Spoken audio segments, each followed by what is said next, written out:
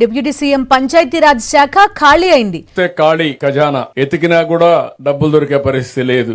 జీతాలు ఇవ్వడానికి డబ్బులు లేవంటూ హైకోర్టుకు చెప్పింది పంచాయతీరాజ్ శాఖ. మన ఉప ముఖ్యమంత్రి గారు ఆయన సొంత డబ్బులతో కాదమ్మా, రాష్ట్ర ప్రభుత్వ డబ్బులతో స్పెషల్ ఫ్లైట్, స్పెషల్ చాపరు పొద్దునెళ్ళి మధ్యాహ్నానికి వస్తాడు. మొత్తం ఉండేది ఆంధ్రాలో 1 రోజు 2 రోజులు, అది కూడా పొద్దునెళ్ళి సాయంత్రం. మీకేమో తిరగచ్చు ప్రభుత్వ డబ్బులతో. 2024 జూన్ నుండి తమకు రావాల్సిన గౌరవ వేతనం చెల్లించడం లేదంటూ హైకోర్టులో పిటిషన్ వేశారు వైఎస్ఆర్ జిల్లా ఎంపీటీసీలు, జడ్పీటీసీలు. కరెక్ట్ గా 2024 జూన్ నుంచే గౌరవ వేతనాలు ఇవ్వడం లేదు అంటే వీళ్ళంతా వైసీపీ హయాంలో గెలిచిన ఎంపీటీసీలు, జడ్పీటీసీలు, సర్పంచ్. అప్పట్లో వైసీపీ అధికారంలో ఉన్నప్పుడు స్థానిక సంస్థల ఎన్నికల్లో వైఎస్ఆర్సీపీ క్లీన్ స్వీప్ చేసేసింది. ఈ నేపథ్యంలోనే స్థానిక సంస్థల మీద, ఎంపీటీసీల మీద, జడ్పీటీసీల మీద, సర్పంచుల మీద కూడా రాష్ట్ర ప్రభుత్వం పూర్తి స్థాయిలో వివక్ష చూపుతోంది. అందుకే వీళ్ళకు గౌరవ వేతనాలు ఇవ్వలేదు అన్నది కూడా కరెక్ట్.